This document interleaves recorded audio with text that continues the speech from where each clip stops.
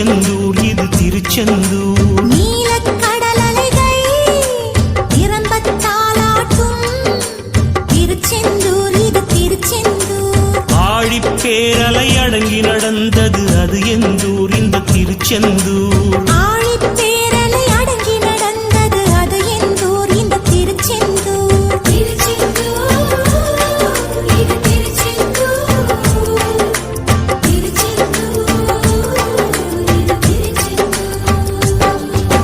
நீலக்கடல் அலைகள் நிரம்பத் தாலாட்டும் திருச்செந்தூர் இது திருச்செந்தூர்.